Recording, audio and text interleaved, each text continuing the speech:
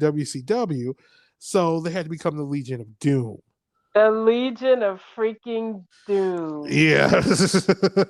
Get out of here. That's crazy. And then the Yeah. Iron Sheik. And all of this stuff was ridiculously racist as hell. Yeah, there was a lot of it. All There of was a it. lot of All of it. it was racist as hell. Yeah, it was a lot that, oh God. Like, Like and terribly. And as kids, we loved that shit. mm-hmm.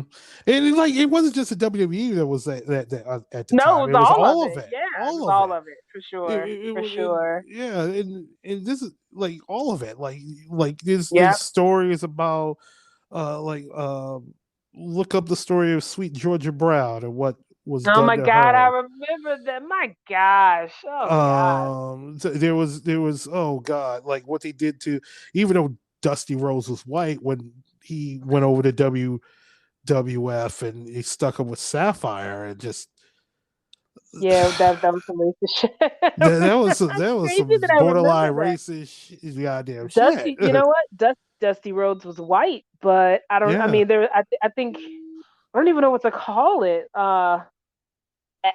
Ethnoism. I mean, it was a lot of. It was a lot of. I don't even know what to. I don't even know how to say it.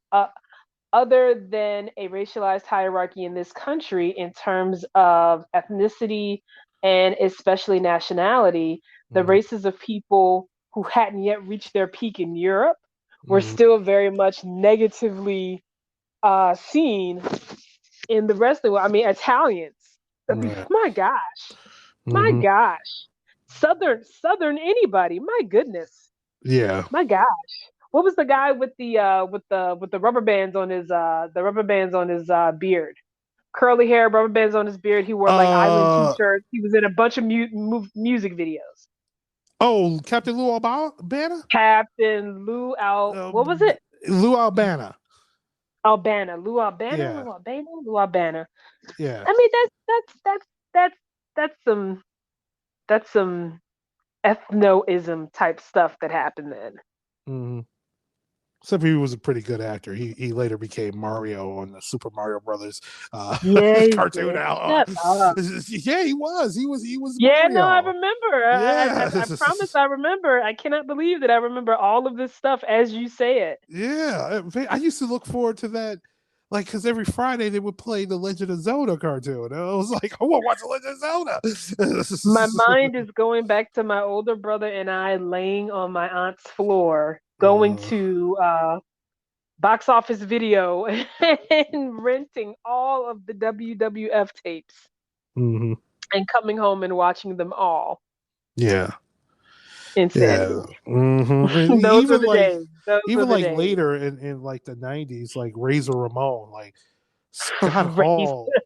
freaking Ramon. Razor Ramon, Scott Hall Was was he was Latin or even no, Italian or no, anything? he was from Georgia. Oh my gosh, the Like he was from Georgia, and rough, they come in and have him play rough this guy who's Razor obviously a send off Ramon, of Tony Montana to but go, worse, yeah, but to go worse. and like and God rest the guy's soul. He made it his own. He made it popular as hell. He made it popular. He built Yeah. a career for himself out of that character. Mm-hmm. Yeah. God, like when he passed away a couple weeks ago. Not long ago, yeah, a couple of Yeah. He passed away March 14th. There was a picture. I totally forgot about this picture. That he was doing promos as Razor Ramon, and he's sitting on. Yeah, this first came into the WWF at the time, and he's sitting on this stoop in his house, and he's bunch of like young black kids are just sitting Yikes. there around him, and he like one of them had later grown up and said like he just talked to us like he was just regular. He was like, "Hey, where you go to school at?" Like we're like, "Hey, how y'all doing in school? Like where you want to be when you grow up?" He just talked to him just Famous regular. people Yeah. always asking kids And that picture, what they like I doing in totally, yeah, school. and I totally forgot about that picture, but it's probably one of the coolest pictures of him because he's just sitting there. He's got his gold Yeah, chains. He's got his shirt open. He just talking with these kids. that's pretty And good. they That's probably pretty remember that good. for the rest of their lives and shit. The rest of their Yeah. lives. But yeah, that's a yeah, him his life was just I'm glad he Oh, got it cleaned wrestling. up at the end and he was able Yeah. to be clean at the end. But yeah, it was Rough, I'm uh sure. yeah, and God, we haven't even gotten to most of the crimes. This might have to be a two-parter. Let's go. But let's Let's go. Let's move go to into it. Let's move some into of it. the top things that he did. God, probably one of the stories that really took off in the last couple of years before he passed away was that Vince McMahon possibly helped cover up a murder. Okay. And that murder it involved one of his top guys, Jimmy Snuka. Jimmy Superfly Snooker? The Superfly. Like if you're a wrestling fan, you well in WWE you'll use it today. The iconic of Jimmy Superfly Snuka jumping off the top of a steel cage on I believe it's Don Morocco at Madison Square Garden in the early 80s, late 70s. It's still an iconic like scene, him jumping off the steel cage Mm-hmm. and hitting Don Morocco. But supposedly that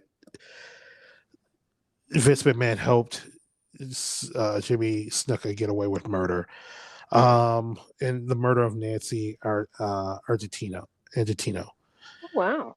Yeah, on May 10th, 1983, a few hours after defeating Jose Azaria at a WWE television taping in Leaf County Agricultural Hall in Allentown, Pennsylvania, Snuka placed a call for an ambulance. When the emergency personnel arrived at his room at the George Washington Motor Lounge, they found that his girlfriend, Nancy I'm screwing up this woman's name, Argentino, There we had been, go. Argentino, had been injured. She had been transferred to Allentown Sacred Heart Medical Center, where she died shortly of an undetermined cerebral injuries. The coroner report stated Argentino, age 23, died of traumatic brain injuries consistent with a moving head striking a stationary object. Mm-hmm. Autopsy findings show Argentino suffered more than 24 cuts and bruises, a possible sign of serious domestic abuse on her head, ear, chin, arms, hand, back, buttocks, legs, and feet. Forensic What the hell is wrong with pathologists. people? I swear. Forensic pathologist Isidore Meningikis, who performed the autopsy, wrote at the time that the case should be investigated as a homicide until proven otherwise. Deputy Leaf County Coroner Wayne Snyder later said, upon viewing the body and speaking to the pathologist, I immediately suspected foul play, and so I notified the district attorney. Snuka was the only suspect involved in the subsequent investigation. Though a charge was not pressed at the time against Snuka, the case was left officially open. In 1985, Argentino's parents won a $500,000 default judgment against Snuka in the U.S. District Court in Philadelphia. Snuka appears not to have ever paid, claiming financial instability. And no criminal charges. At that point. Because those are, yeah. Now, according to the documentary, Dark Side of the Ring, that was suspected that Vince McMahon came down to the police department, spoke with the chief, and there was possible some sort of payoff to get Snuka to get them to look the other way. Would not allegedly be the first time at all. Allegedly. This is allegedly. Would not be the first time at all. It wouldn't be the first time at all. But this is what happened allegedly. Mm-hmm.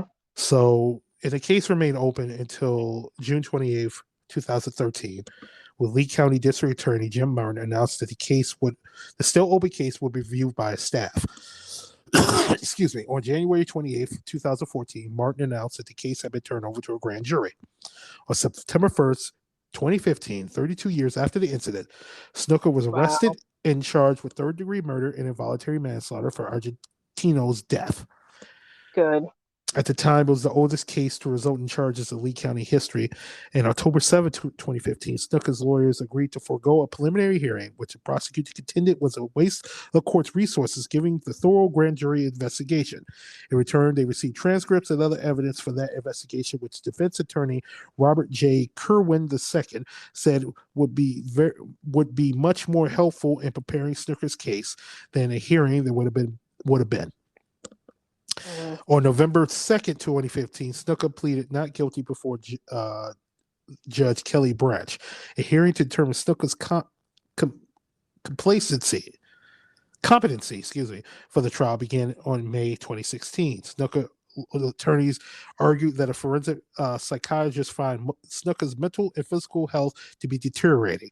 The prosecutors countered by showing a tape of Snooker before wrestling moves at a May 2015 match.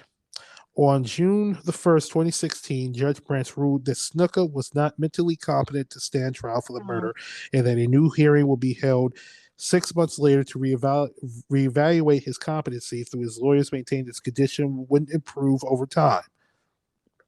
Judge Kelly Branch dismissed the charges on January the 3rd, 2017, deeming Snooker not mentally fit to stand trial.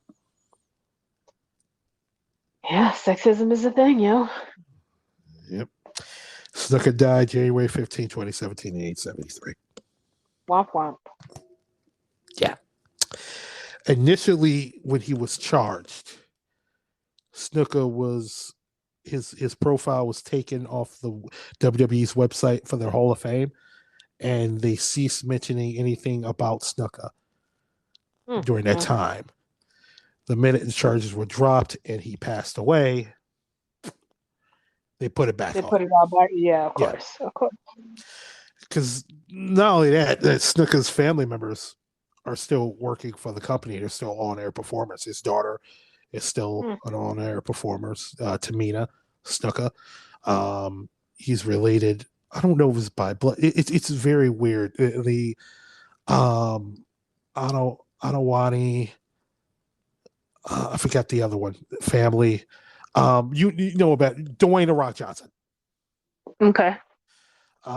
His father, his father had worked for Vince Jr. and Vince Sr., Rocky Johnson, before he passed away. His grandfather, Peter Maivia, had worked for Jess McMahon. I don't know if they're related by blood or something with two families, but yeah, the Rock worked for a time. Well, currently it's so many that didn't work for him. Currently, the people that work for him now, that's part of that family, that bloodline, is their current WWE World Heavyweight and Universal Champion Roman Reigns. Their SmackDown Tag Team Champions Jimmy and Jey Uso. They also have a little brother that works for their developmental NXT in NXT. Yeah. Okay. So, and Vince always had some sort of special relationship. I don't know whether they threatened to kill him or just for their family. I wouldn't cross their family and save my life. Right. Yeah, it's they've always seemed to, if they get into wrestling business, Vince in the WWE is usually the first one to check them out. Yikes. So yeah. Gotcha. Yeah. So let's talk about one more story, and this is probably gonna be another two-parter. It's gonna be another two-parter. Another incident that you could say is part of the dark side of